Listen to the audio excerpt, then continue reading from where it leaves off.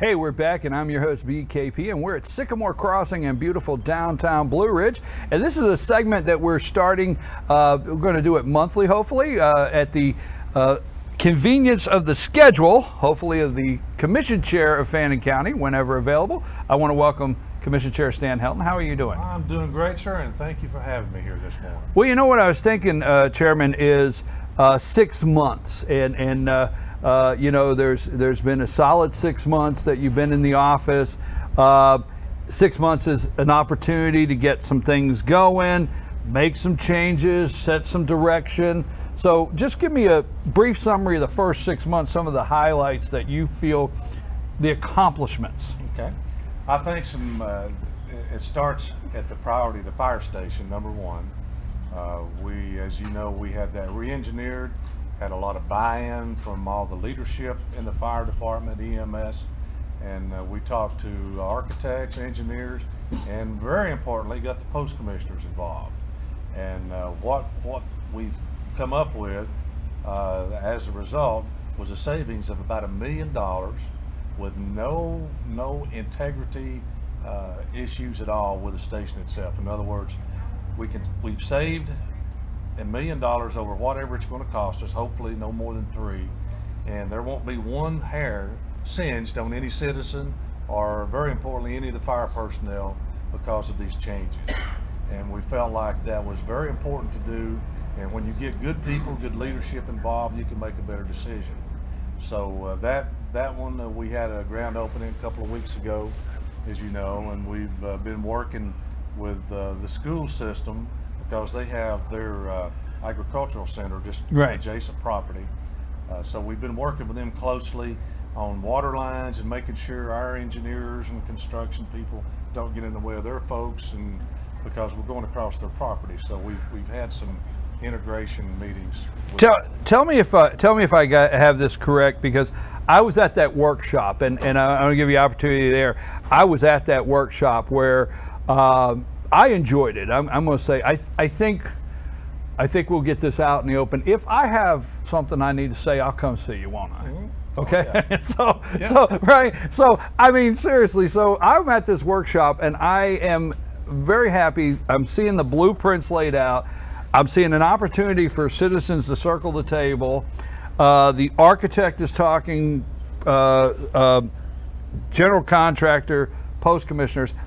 And here's what I remember you saying, something in this reference of, you know what, we're not buying a Cadillac, we're buying a Chevy, and we want to cut the cost, but do not want to change the services that we plan for this facility to provide. Am I down the right road? You got it. Right, and I remember that very clear, that you gave them instruction, no, it's going to meet the growth plan, it's going to provide the services that we intend, but there's no reason.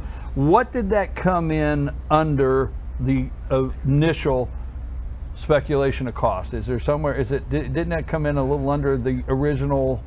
Well, the bid we accepted was slightly over $3 million, and we can identify at least $1 million in savings that we come up with based on the changes, and basically just trying to move, as you say, more from a Cadillac cost to a Chevrolet function. And so I feel very comfortable in saying that's how much that we've saved on that station. Something else we really haven't said a lot about is, here just about a month ago, we opened up our old volunteer station up at Noontula, the end of Aska Road, old number 3 station. Had an expansion there of about $140,000, and now that is fully manned, full personnel 24/7, and that's the 4th station in the county that we have that is fully equipped with personnel 24/7. So we've got better coverage, and in fact, you could say we've had if you want to work numbers, we had 3 before, and we've got 4 right now. So those are 2 big items, and one that I don't want to be overlooked is how critical it was to get that new Noontula station going and cover an area very quickly that we weren't able to before. But moving Fire Station 1 out of town, getting it going, construction going, that's well on its way.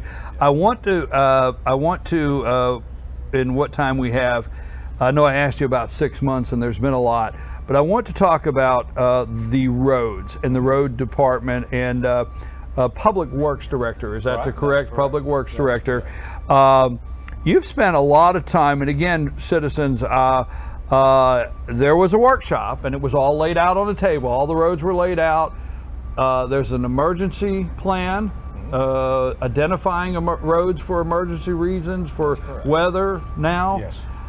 But one thing that came up here recently is there's been some work on, there's a moratorium on accepting new roads into the county. Can you briefly give us why there's a moratorium and discuss that a little bit? Sure. Well, I'm very pleased with what's happening out there. As you know, we had I inherited a budget decrease in that department of about 11%. And last year, before I actually took office, I had the opportunity to go out and work there with personnel several days. And you learn a lot by the old management, by walking around and just having your antenna up to see what was needed. And we come up with some ideas, and I had the opportunity last year, before I took office, legally to sit down and talk with the other commissioners and kind of get a plan going forward. And we felt like that we could reduce personnel, get improved equipment, and still be more efficient. So first of the year, you know, we had several meetings to sit down and identify, first of all, what are county roads? Let's identify them, let's publish that, make sure that people know. That way there's no questions about whether your road's county road or not. And we've got 415 of those roads. I didn't realize that until this year, how many we have. So it's a big job, and as the years gone forward, I really didn't feel like that we were doing as good a job at taking care of the roads we already have. So it's kind of a difficult assessment to make if you decide to adopt your road versus my road or someone else's, and you've got folks that have public or private roads that have lived in this county for decades. So we've tried to back off of this a little bit. Let's take a better job of what we've got and continue what was already an existing moratorium on county roads. Now that doesn't mean we won't ever consider that, but we try to do it now a couple times a year. It makes more sense. We've already got requirements in place. We've got legislation already that goes back to 2002 on what we need to accept roads. So once you start adopting roads, you're taking on what likely is an immediate capital investment, and that's really kind of a stretch on taxpayer dollars. Well, you know, I for one, probably if I live out on a road that I'd like the county to adopt, I would probably be saying, hey, you need to adopt my road. But in my little summary here, is it kind of like, let's take care of what we have, let's identify, take care, and feel good that the people that actually live on county roads in this county are getting the service first. And I hate to say it like that.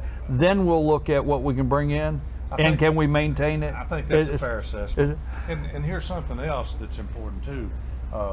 We're trying to reach out and communicate better with our own fire EMS folks and let them give us some input. Absolutely. On the roads. And I just had a great meeting this week with the new superintendent of schools, Mike Watney, and Benny Long, that's over transportation, and basically told them, here's what we've got as priorities. Here are roads that we are going to work on, but you're carrying the most precious cargo in the whole county, our kids, on your buses, and you're having wear and tear, and they're having to be on some of these roads. Give us your input. We'll factor that in. So it's not just if you're a citizen that can raise the most cane.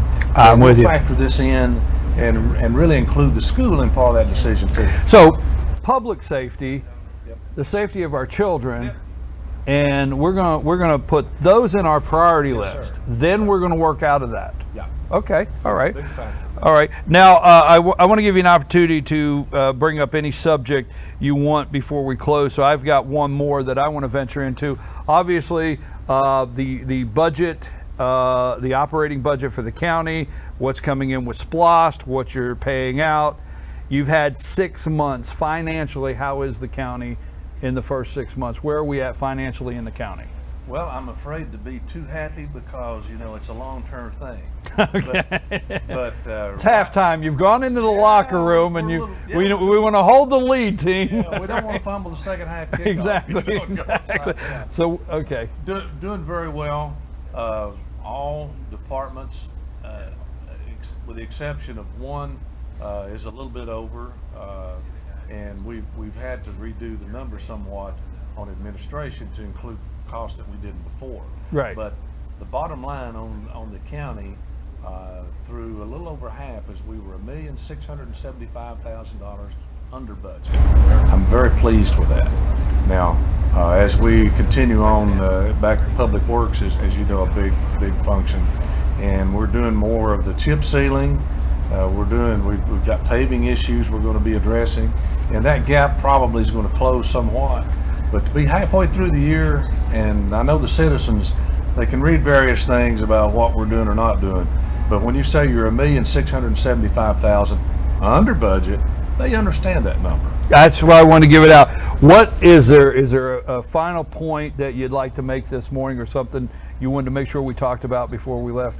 Well, you know, the website, we're doing a lot of things on there where people can, if you got complaints about roads, you have ways to communicate that now instead of worrying about leaving phone calls that don't get returned. Jobs, we're putting job opportunities on the website for the first time ever so that everyone has a fair chance.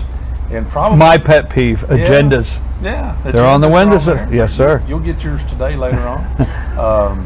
The eclipse, we didn't talk about that. Okay. We are, as far as the county's concerned, are going to treat that more as an inconvenience event rather than safety. Now, I know the school has got plans, and I understand the reasoning behind it, but our Public Works department, that's going to be a Monday, they're going to be working. All the safety personnel, they're if possible canceling anybody's leave, making sure they're going to be there because there's going to be a lot of crowds. But as far as closing the courthouse, you know, that's giving everybody a free holiday, and I've got some rough cost of maybe $10,000 just in salaries alone that the taxpayers would have to pay for that. So I'm going to be in the courthouse. If someone wants to take the day off on vacation, that's really up to them. But we're going to treat this event as just a big crowd and inconvenience. We're going to still be there to serve the citizens, and I will make a promise this time. If I'm wrong and we didn't do the right thing, the next time we have this same total eclipse in how many millions of years, we will close the courthouse. I like that. I like that. I really do. Folks, let me say two things before we close. Thank you, Commission Chair Stan Helton, Fannin County Report. I do want to say two things because I don't like the word critical, but I have a couple things that I keep an eye on, and transparency has been kind of bugged me a little bit. I want to tell you, get an opportunity, go to FanninCounty.com. Is it FanninCounty.com? Go to FanninCountyGA.com. Visit the website. I have to say, you know, I believe if it's wrong, it's wrong. If it's right, it's right. This website is awesome to work with. You can load pictures, you can pick your road, you can click, say, hey, my road has a problem. You can tell the whole story. You can upload pictures of the problem, goes right in. You can get the agenda, job postings. I mean, on a daily basis, the transparency on that website increases. So I want to give a high point to that. I want to thank you for keeping, look, it just won't be a sunny day on August 21st, but the courthouse is open, right? That's correct, sir. Okay, and get your eclipse glasses and come on down to work. Thank you very much. I appreciate you. Right after this, the all-star panel, we're going to talk a little politics, right? If you're just getting here, we might have some opinions. Stan, appreciate it. Take us to break.